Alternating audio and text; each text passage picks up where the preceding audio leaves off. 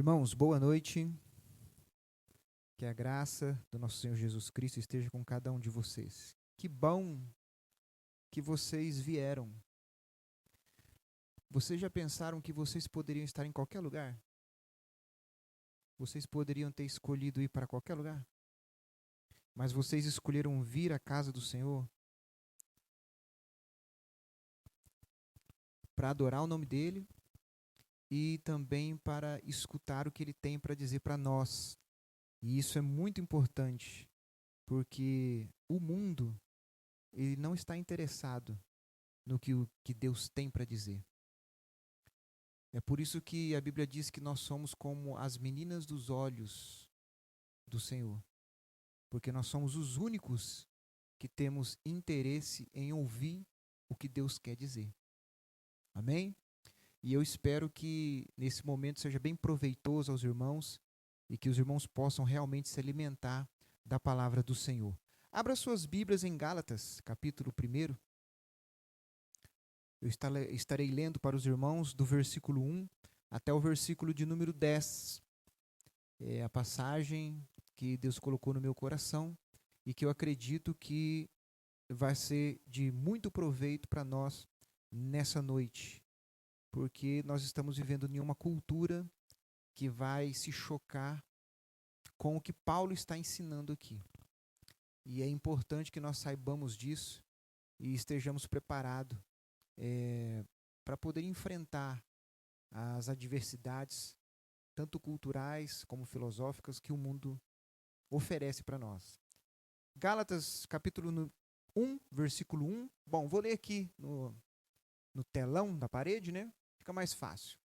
Paulo, apóstolo, não da parte dos homens, nem por intermédio de homem algum, mas por Jesus Cristo e por Deus Pai, que o ressuscitou dentre os mortos. E todos os irmãos, meus companheiros, as igrejas da Galácia.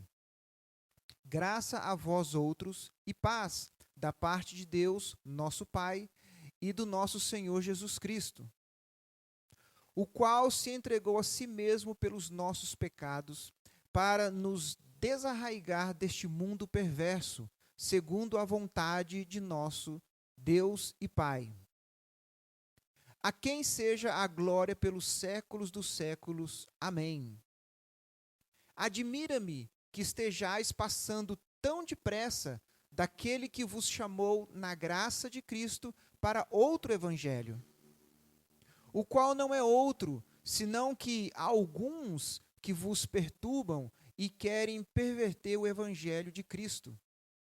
Mas, ainda que nós, ou mesmo um anjo vindo do céu, vos pregue evangelho que vá além do que vos temos pregado, seja anátema. Assim, como já dissemos, e agora repito, se alguém vos prega evangelho que vá além daquele que recebestes, seja anátema. Porventura, procuro eu agora o favor dos homens ou o de Deus? Ou procuro agradar a homens? Se agradasse ainda a homens, não seria servo de Cristo. Amém? Irmãos, nós estamos no mês de outubro, né? E os irmãos sabem o que é comemorado no meio evangélico, entre os cristãos, o mês de outubro? A reforma. Ou seja, nesse mês nós comemoramos a reforma protestante que começou ali na Europa. E é interessante nós pensarmos nisso, porque essa reforma protestante, ela foi algo que mudou totalmente o cristianismo no mundo. Não sei se os irmãos sabiam disso, mas um dos pilares da reforma protestante foi uma ênfase que os reformadores deram à Bíblia. Na época de Martinho Lutero, a Bíblia era pouco conhecida, ou talvez nem conhecida era. As pessoas não tinham a Bíblia em suas mãos, e a tradução da Bíblia para a linguagem do povo era algo que era considerado uma blasfêmia, um pecado.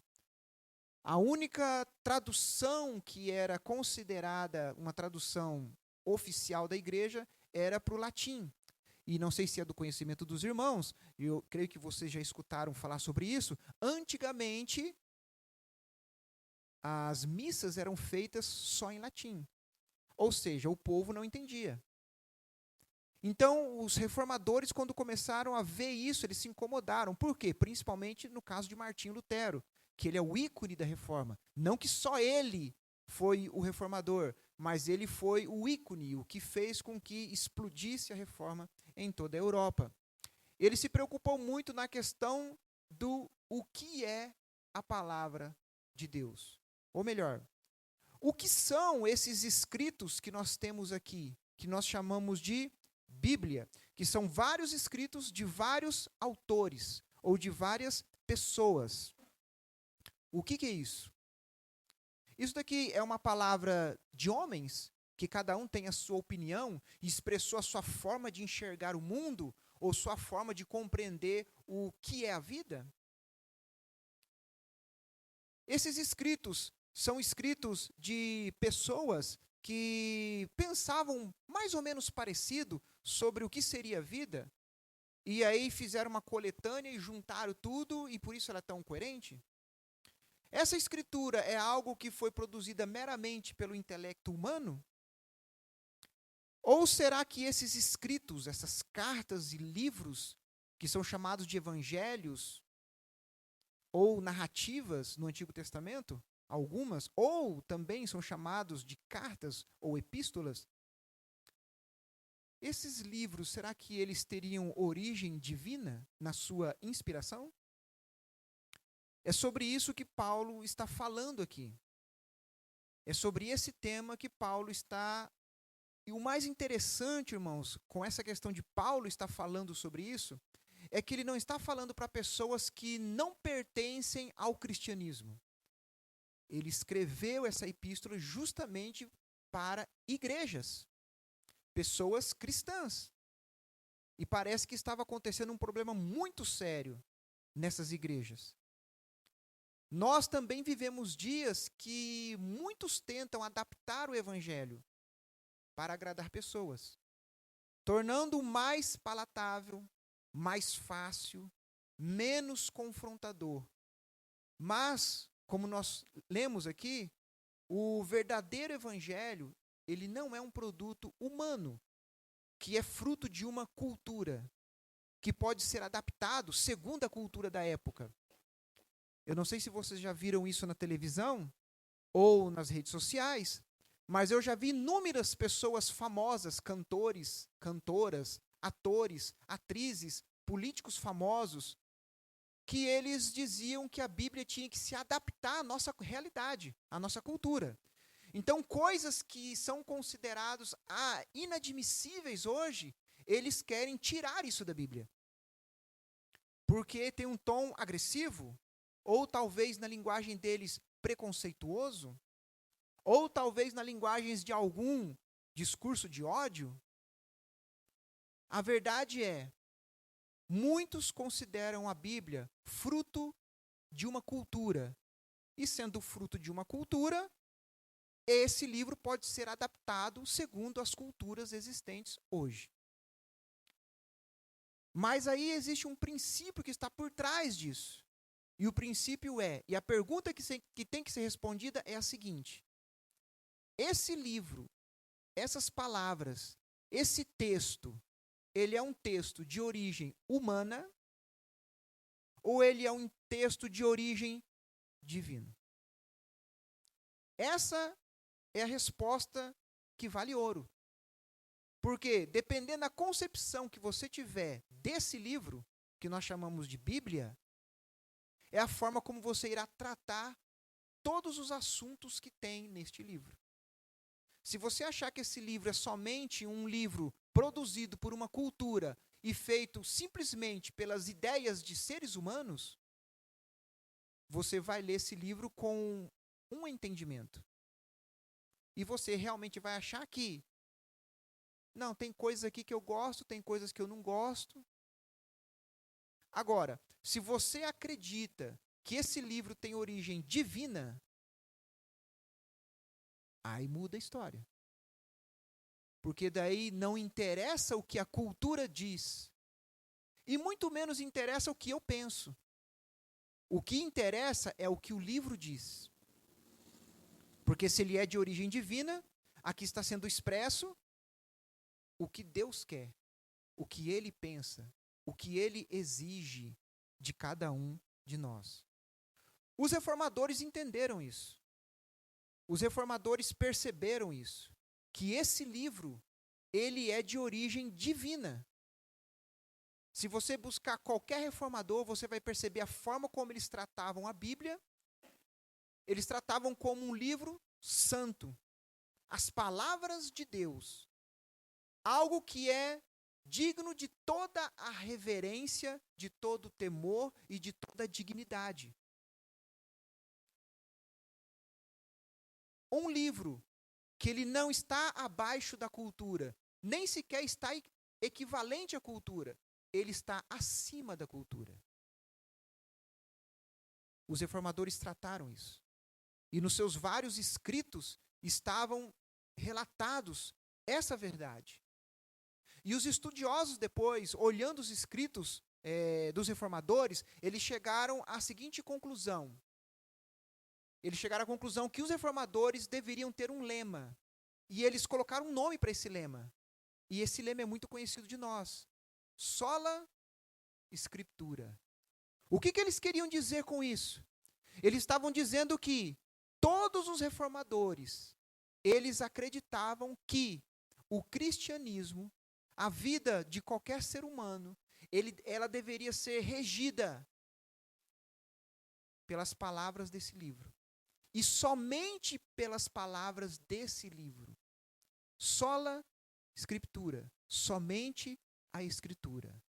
A autoridade máxima existente na igreja com relação à fé, com relação a comportamentos, com relação à nossa vida. Eles criam nisso. E nós também, como somos herdeiros dessa reforma, pela lógica, nós também temos que pensar assim. Afinal de contas, nós somos, vamos usar essa palavra, discípulos deles. Acreditamos que eles estavam corretos quando eles afirmaram que a Bíblia é a regra do nosso viver. E a única regra. Então, irmãos, nós vemos aqui que isso é interessante porque o apóstolo Paulo, ele começa a sua carta aos Gálatas com uma declaração forte e inegociável. Ele vai dizer o seguinte: só há um evangelho. Só há um texto inspirado por Deus. E esse texto, ele é a palavra de Deus. Paulo diz isso. E isso é interessante porque está de acordo com outras passagens da própria palavra de Deus. O presbítero Robson falou aqui agora há pouco, em 2 Timóteo, capítulo 3, o versículo de número 16, onde a própria Bíblia exige ou afirma a sua inspiração, porque toda a Escritura é inspirada por Deus. O que isso significa? Significa que não existe partes nela que é inspirado e partes que não é inspirada. E o que isso significa para a gente? Significa que eu não posso obedecer ou ter como inspirado ou como autoridade sobre minha vida somente algumas partes da Bíblia e outras partes não. Significa que aquilo que eu gosto, mas também aquilo que eu não gosto, é a palavra de Deus. E eu devo reverência e obediência, tanto a temas que eu gosto, que vão regular a minha vida, a minha fé e o meu comportamento, como também a temas que tem na Bíblia que eu não gosto. Porque talvez vai se chocar com a minha forma de pensar, ou com coisas que eu gosto. E isso é importante. Isso é tão importante que a igreja primitiva, em Atos, capítulo de número 2, e o versículo de número 46, coloca para mim aqui, diz que a igreja primitiva tinha um comportamento. E nesse comportamento a gente já consegue perceber como que eles lidavam com as Escrituras. diz o seguinte: diariamente, que está falando da igreja, perseveravam unânimes no templo, partiam pão de casa em casa, que está falando da ceia, e tomavam as suas refeições com alegria e singeleza de coração. Próximo. Louvando a Deus e contando com a simpatia de todo o povo. Enquanto isso, acrescentava-lhe o Senhor dia a dia os que iam sendo salvos. Próximo. Volta um versículo antes daquele. 2, capítulo de número 42, perdão. Eu falei errado. É 2:42. Isso. Aí. Então a igreja perseverava na doutrina dos apóstolos e na comunhão e no partir do pão e nas orações. Irmãos, olha que interessante isso daqui. Perseveravam na doutrina de quem? Dos apóstolos.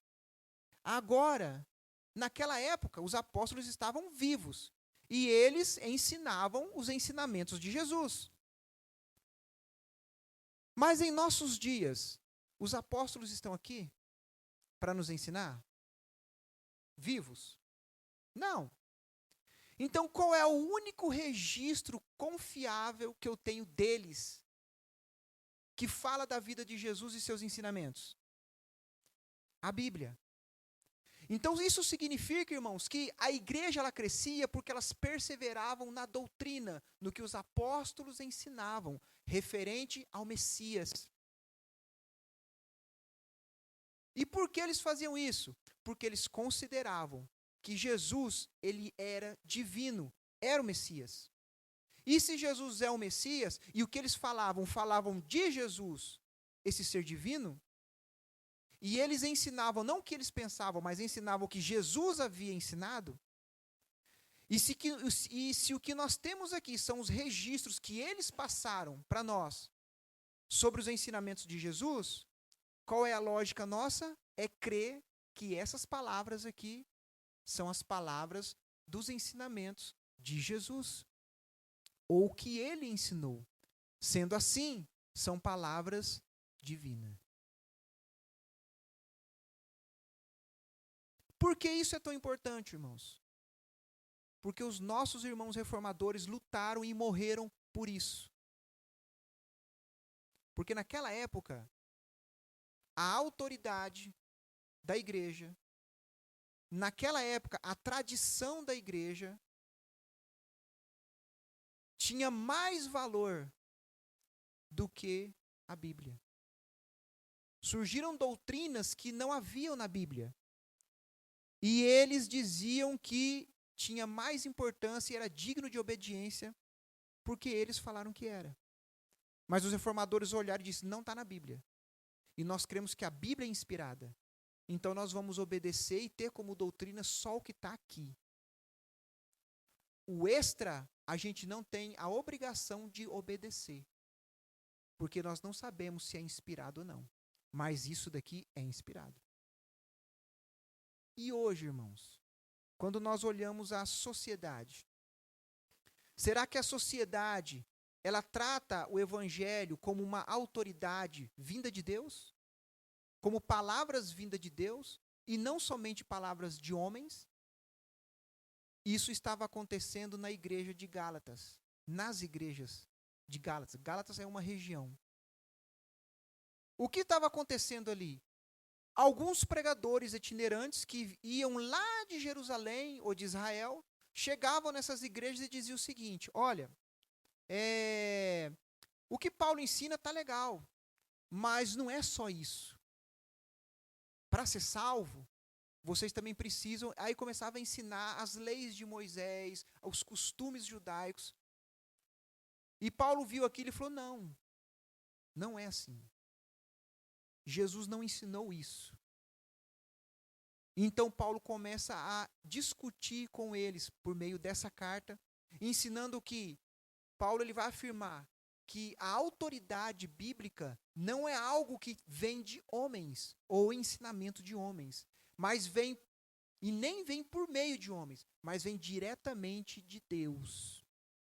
Deus inspirou os escritores, para que eles falassem justamente o que Deus queria que fosse falado, na linguagem que foi falada, nos temas que foram falados, no idioma que foi falado, e usando as expressões e ilustrações que Deus queria que fosse usado. Deus utilizou a personalidade de cada escritor, mas tudo que foi colocado ali, cada palavrinha, Deus queria que fosse aquelas. É inspirado. Por que temos que falar isso, irmãos? Porque hoje em dia, as pessoas não tratam mais a Bíblia como um livro divino. Vocês sabem disso. Eles tratam a Bíblia como se fosse mais um livro de mais uma religião, como tantas outras religiões que existem. E como isso é um livro mitológico, eu obedeço se eu quiser ou se eu não quiser, porque isso simplesmente é a opinião de um povo que vivia lá no Oriente Médio, há milhares de anos atrás, e que expressou como ele compreendia a vida e como ela deveria ser vivida. Mas não é um livro divino. Paulo está dizendo, é um livro divino. Irmãos, ele lembra que Cristo, ele se entregou pelos nossos pecados para nos livrar desse presente século perverso. O versículo de número 4. Por que ele faz essa referência? Porque ele diz o seguinte, a ressurreição de Cristo é a prova de que o que Cristo falou é algo divino. E que Cristo é divino. É o sinal de que ele tem poder sobre a vida e sobre a morte. E ele, sendo divino, é digno de reverência tudo o que ele falou. Não é palavra de homem, é palavra de Deus. E é isso que nós ensinamos. Não palavra de homens, mas palavra de Deus. Nós podemos pensar, irmão, o seguinte: a verdade do Evangelho, ela não depende da aprovação do ser humano para sua validade. Nossa fé, ela deve estar firmada na obra de Cristo e não em opiniões ou modismos religiosos. A nossa fé tem que ser firmada no que esse livro diz e não nas coisas que nós vemos por aí, nas opiniões que vemos por aí. Porque, irmãos, dentro do próprio cristianismo, se você for olhar tudo o que existe, você fica confundido. E você pensa, quem é que está com a verdade? Qual é a denominação que prega o verdadeiro cristianismo? É a denominação que segue o que está escrito aqui. Por isso que sempre quando nós vemos doutrinas ou o que está sendo ensinado, você tem que perguntar ou você tem que conferir na Bíblia. A Bíblia ensina isso? De onde essa pessoa tirou o que ela está dizendo? É a opinião dela ou é o que a Bíblia está ensinando? Porque a Bíblia é divina.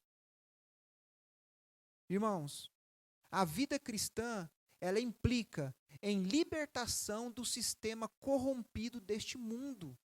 Porque Jesus, ele ressuscitou para que nós fôssemos libertos do presente século perverso. Deus, quando ele deu esse livro, e os reformadores entenderam muito bem isso, é que esse livro, o que ele nos ensina, o que ele diz como nós devemos viver, é uma vida que vai te libertar da corrupção do pecado. Somente esse livro pode fazer isso. Nenhuma outra coisa pode fazer isso. Somente esse livro. E os ensinamentos desse livro. Você entende agora por que esse livro é tão atacado? Vocês entendem agora por que Satanás ele tem um interesse tão grande para colocar a Bíblia em descrédito? E usa filósofos, usa pessoas importantes, usa políticos, usa cantores, usa atores e atrizes, pessoas que estão na mídia. E essas pessoas, elas debocham da Bíblia. Não todas, muitas delas. Desprezam a palavra. Ou no mínimo diz o seguinte, não, nós temos que adaptar a Bíblia à nossa realidade, à nossa cultura. Esse tipo de ensinamento não é mais aceitável hoje. É isso que nós vemos. Agora, irmãos, só pense um pouquinho. De quem você está buscando aprovação?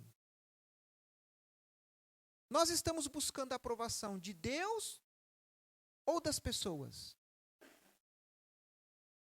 Porque se você for tratar a Bíblia como o mundo trata a Bíblia, você também vai querer adaptar a linguagem da Bíblia para não ofender ninguém. Agora, se você acha que esse livro é um livro divino, você vai tratar esse livro com todo respeito e reverência. Não importa se as pessoas serão ofendidas ou não com o ensinamento dele. Isso vai depender, como eu disse a princípio, como você olha a Bíblia. As palavras que estão aqui são palavras divinas ou são palavras humanas? Paulo, ele estava muito preocupado com isso. Porque naquela época já estavam tentando mudar o ensino dos apóstolos. E ele vai dizer o seguinte, que todo o evangelho, se é que pode ser chamado de evangelho, for diferente do que os apóstolos estão ensinando, porque os apóstolos estavam vivos naquela época, ele vai dizer, isso é anátema, é maldito, é amaldiçoado. Olha só como ele diz, versículo 6. Maravilho-me de que tão depressa passasseis daquele que vos chamou à graça de Cristo para outro evangelho, o qual não é outro, ou seja, não é outro evangelho, não é evangelho nenhum. Mas há alguns que vos inquietam e querem transtornar o evangelho de Cristo.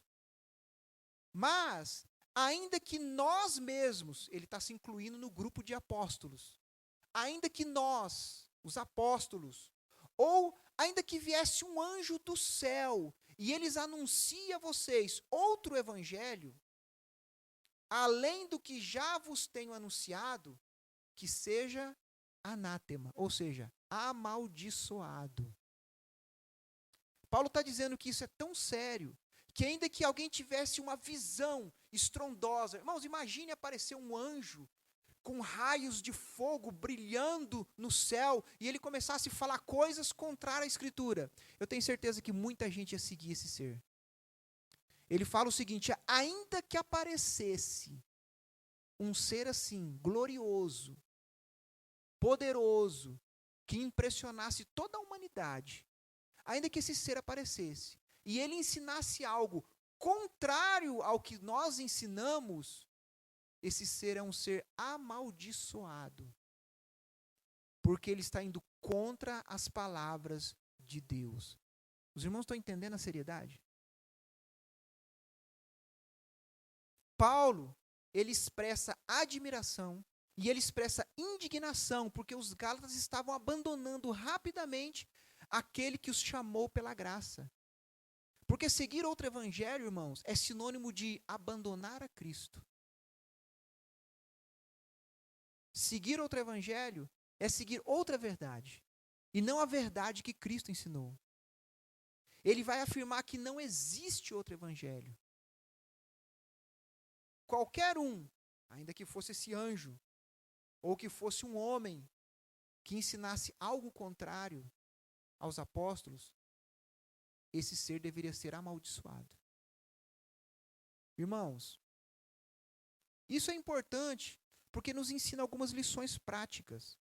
E uma delas é algo que às vezes nós erramos muito, que é a seguinte: nem todo discurso religioso é evangelho.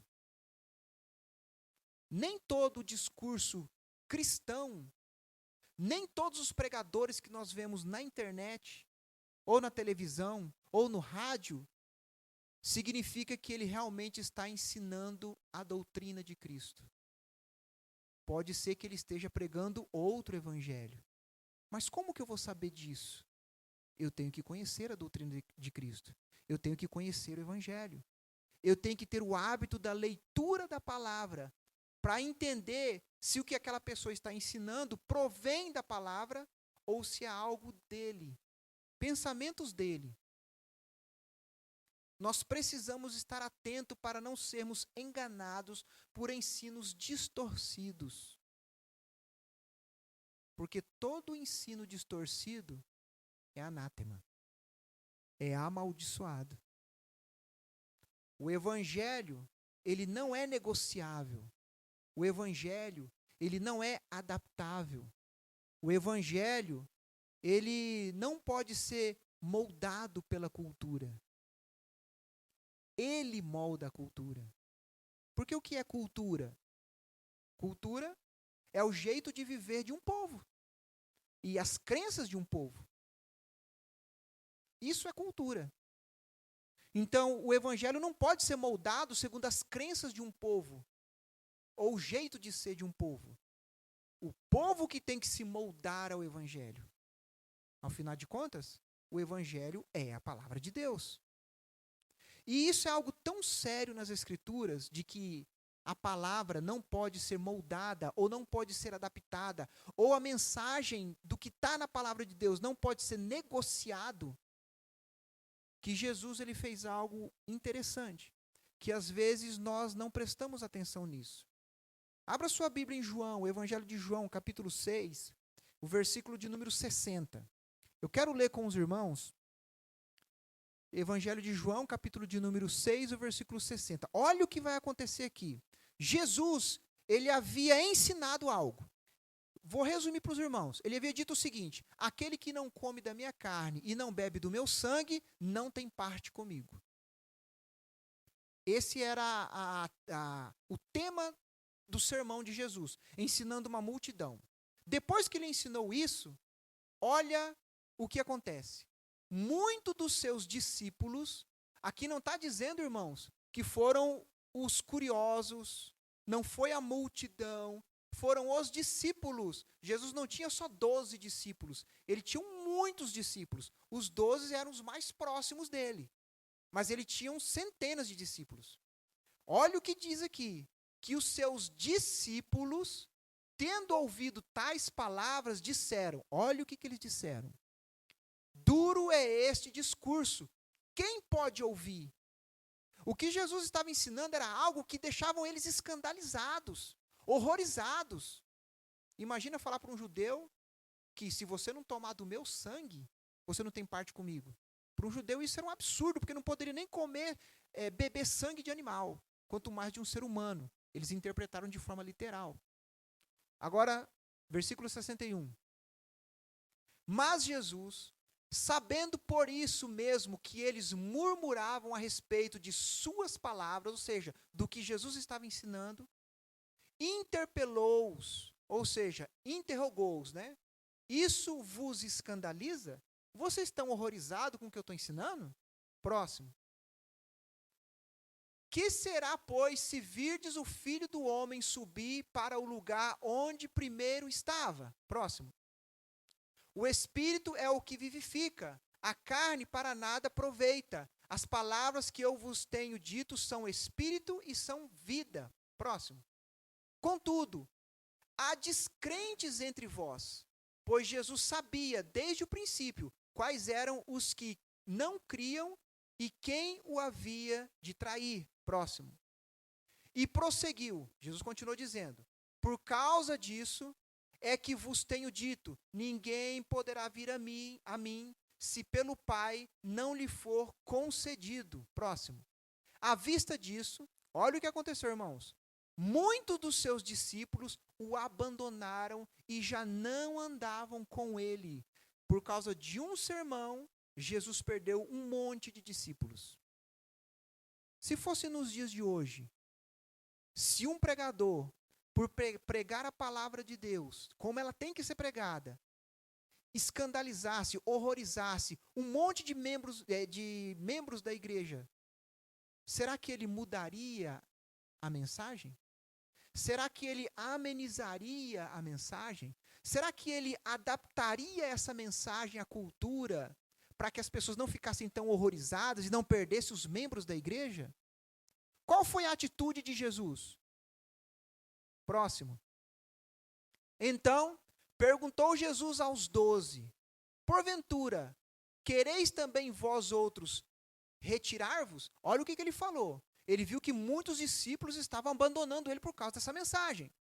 Então ele olha para o grupo mais íntimo, os 12. Ele fala bem assim: e vocês? Vocês estão escandalizados com o que eu falei? Vocês vão me abandonar também? Olha, irmãos, Jesus está tratando de uma forma muito séria o que ele falou. Ele está correndo um risco aqui. Existia a possibilidade de todos os discípulos abandonarem Jesus. Qual foi a resposta? Próximo. Respondeu-lhe Simão Pedro: Senhor, para quem iremos? Tu tens as palavras da vida eterna. Pergunta: Jesus mudou a pregação? Jesus se desculpou ou se retratou pelo que falou para não perder discípulos? Jesus adaptou a sua mensagem para que eles não ficassem horrorizados e escandalizados? Não. Por que ele não fez isso? Porque ele é Deus. E as palavras dele é verdade, justiça e pureza. Irmãos, nós não podemos ceder à nossa cultura com relação ao que a palavra ensina. A gente não pode, porque fazer isso é trair Jesus. Fazer isso, irmãos, é dar um chute nas palavras dele. É pegar a Bíblia e jogar no lixo.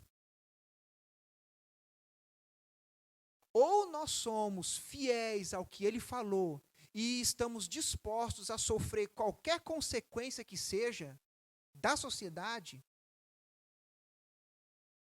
ou nós já o abandonamos. Jesus não cedeu uma vírgula do que ele falou. Ele não se retratou. Porque ele entendia que ele estava falando aquilo que o Pai queria que ele falasse. E essas palavras estão registradas aqui. Esse livro que nós chamamos de Bíblia, Paulo entendeu isso muito bem. E ele disse o seguinte: ainda que vier um anjo, ainda que aparecer algo sobrenatural, um ser tão glorioso que deixe toda a terra tremendo, se ele ensinar algo que vá contra o que está escrito aqui, ou que contradiga o que está escrito aqui, ao que os apóstolos ensinaram, saiba de uma coisa: não tema esse ser, porque esse ser é amaldiçoado. Qual é o nosso nível de fidelidade às Escrituras? Será que nós achamos que a Bíblia foi escrita numa época muito antiga e ela tem que ser reinterpretada? Readaptada? Será que temos que tirar alguns versículos da Bíblia, como algumas pessoas, eu já escutei sobre isso? Eu vi a pessoa falando, uma pessoa famosa, na época dos baixinhos, dizendo que alguns versículos tinham que ser tirados porque era discurso de ódio, porque Deus é amor. Irmãos, você reconhece quando uma mensagem não é o verdadeiro evangelho? Você consegue reconhecer? Quando você escuta alguém falando do evangelho, se aquilo que ele está falando é o evangelho puro, ou se é uma readaptação para agradar a sociedade, ou agradar a cultura, ou não ofender as pessoas? Então Paulo, ele vai prosseguir no versículo 10. E ele vai dizer o seguinte: a seriedade do que eu estou falando é tão grande que você vai ter que fazer uma decisão. E a decisão que você vai ter que fazer, Paulo, ele coloca aqui em forma de perguntas. Ele diz o seguinte: por quê? Persuado eu agora a homens ou a Deus? Ou procuro eu agora o favor dos homens ou de Deus? Ou procuro agradar a homens? Ele vai dizer o seguinte: se eu procurasse agradar a homens, eu não seria o servo de Cristo. Porque eu abandonaria a palavra para falar aquilo que o povo quer ouvir. e aquilo que não deixe o povo escandalizado, ofendido. Meus irmãos, Paulo ele encerra esse parágrafo com essa pergunta: porventura, procuro eu agora o favor dos homens ou de Deus? A quem eu quero agradar? Ele deixa bem claro que quem quer agradar os homens, com relação a distorcer a palavra de Deus para que os homens não fiquem ofendidos, na realidade, ele não pode ser servo de Cristo. Não tem como. E disso daqui, irmãos, a gente consegue tirar outras lições interessantes. Que existe um conflito constante entre agradar a Deus e agradar as pessoas. Nós passamos por isso toda hora, não é? Você já deixou de falar coisas porque você sabia que as pessoas ficariam ofendidas com isso?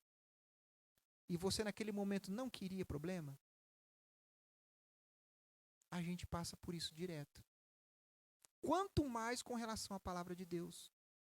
O verdadeiro discípulo de Cristo é aquele que escolhe a fidelidade a Deus, ou a fidelidade ao que Cristo ensinou. Mesmo que isso signifique rejeição, mesmo que signifique críticas, e mesmo que signifique perseguição. Olha em Apocalipse, o capítulo de número 11, e o versículo de número 3. Olha o que está acontecendo ali. Apocalipse, o capítulo de número 11, o versículo de número 3. Diz o seguinte: darei as minhas duas testemunhas que profetizem por 1270 dias, vestidas de pano de saco. Versículo 7 agora. Apocalipse fala de duas testemunhas que Deus coloca na terra para pregar o evangelho. E eles fazem isso. Olha o que acontece. Quando tiverem então concluído o testemunho que devem dar, ou seja, o evangelho, a besta que surge do abismo pelejará, ou seja, lutará contra elas. Contra quem? As duas testemunhas. E as vencerá e matará essas duas testemunhas. Elas vão morrer por causa da pregação do evangelho. Próximo versículo. E o seu cadáver ficará estirado na praça da grande cidade que espiritualmente se chama Sodoma e Egito, onde também o seu Senhor foi crucificado. Onde Cristo foi crucificado? Jerusalém. Então essas duas testemunhas vão ser mortas e vão ser penduradas lá, os cadáveres delas, para que todos que passem vejam o que acontece com aqueles que são fiéis a Cristo e pregam a mensagem que ofende o mundo. Continue. Então, muitos dentre os povos, tribos, línguas e nações contemplam os cadáveres das duas testemunhas por 3 dias e meio. Eles vão ficar lá pendurados, lá 3 dias e meio, apodrecendo lá, irmãos. E olha o que vai acontecer. E não permite, ou seja, a besta não vai permitir que esses cadáveres sejam sepultados. Vai ser proibido. Versículo 10. E olha o que vai acontecer. Os que habitam sobre a terra se alegram por causa deles, porque eles morreram. Eles ficaram felizes. Realizarão festas e enviarão presentes uns aos outros, porquanto esses dois profetas atormentaram os que moram sobre a terra, com as suas palavras. Depois, se continuar a leitura, você vai ver que Deus vai ressuscitar esses dois. E vai levar aos céus. Mas o foco aqui que eu quero mostrar para os irmãos é o seguinte. Irmãos, eles preferiram morrer que mudar a mensagem. E a mensagem era algo que enfurecia tanto as nações, que escandalizava tanto as pessoas, que deixavam as pessoas tão furiosas, que eles foram assassinados. E sabe o que acontece quando eles morrem?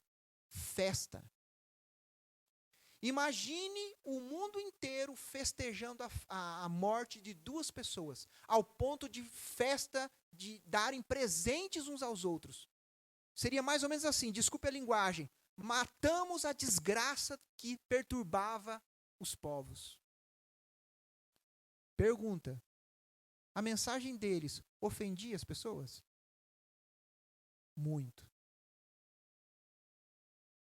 A mensagem do evangelho hoje ofende as pessoas? Muito. Pergunta, de que lado você está? Tem até um hino, né? De que lado você está? Minha vida reflete a preocupação em agradar a Deus acima de tudo? Irmãos, por que pessoas morrem por esse evangelho?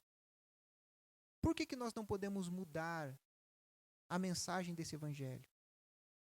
Porque o evangelho é de origem divina, não é humana. Nós cremos nisso. Não existe espaço para distorções. Qualquer outro evangelho é falso e amaldiçoado. Precisamos decidir diariamente a quem queremos agradar, ao mundo ou a Deus. Vamos ser fiéis a esse evangelho? A mensagem que está nessa Bíblia, nesse livro, ao testemunho dos apóstolos, ou vamos querer agradar o mundo? Reafirme hoje, irmãos, seu compromisso com o evangelho verdadeiro. Examine as mensagens que você tem ouvido e compartilha. Seja um cristão fiel, não um agradador de homens. John MacArthur, ele tem uma frase muito interessante, que ele diz o seguinte: o evangelho ofende as pessoas? Ou o evangelho ofende os homens? Deixe que eles se ofendam, porque eles passam a vida inteira ofendendo a Deus. Nós, às vezes, estamos preocupados em não ofender as pessoas com o evangelho, mas essas pessoas não têm um mínimo de preocupação em ofender a Deus com suas atitudes, com suas vidas, com o que eles ensinam e com o que eles praticam. Nós deveríamos orar assim: Senhor, ajuda-me a reconhecer e viver o evangelho verdadeiro. Dá-me coragem para não negociar a tua verdade, nem ceder às pressões deste mundo. Que eu viva não para agradar homens, mas para glorificar o teu nome. Amém. Feche os seus olhos. Deus bendito e santo, nós escutamos a sua palavra e vimos, ó Pai, a seriedade que é o seu evangelho. A tal ponto de Paulo dizer que, ainda que algo sobrenatural acontecesse, ainda que um ser glorioso viesse e ensinasse outra coisa que não fosse a sua palavra, esse ser deveria ser considerado amaldiçoado. Pedimos, ó Pai, tenha misericórdia de cada um de nós, para que nós não desvirtuemos, ó Pai, a sua palavra, para que nós não coloquemos em descrédito, ó Pai, a tua palavra, para que nós realmente confiemos e para que nós realmente possamos crer que a tua palavra, que esse livro, ele é inspirado, eles são tuas palavras, ele é de origem divina. Não permita, Senhor, que a nossa fé fraqueje. Não permita que a nossa confiança na tua palavra fraqueje. Mas eu peço, Senhor, no nome do Senhor Jesus, ó Pai, dá-nos convicção. Convicção tal que nós não tenhamos coragem de negar a tua palavra, ainda que a nossa vida esteja em risco. Mas que nós possamos amá-la de todo o coração, de toda a alma e com todo o entendimento. Que nós possamos nos deliciar na tua palavra. Que nós possamos, ó Pai, nos deleitar na tua palavra. Que nós possamos nos entregar à tua palavra, que nós possamos nos alimentar, ó Pai, da tua palavra, dia após dia, até a vinda do Senhor. Pedimos, ó Pai, no nome do Senhor Jesus, tenha misericórdia da tua igreja, tenha misericórdia de nós, ó Pai. Guarda-nos, ó Pai, do engano do mundo e da incredulidade dos homens, para a glória do teu santo nome. Amém.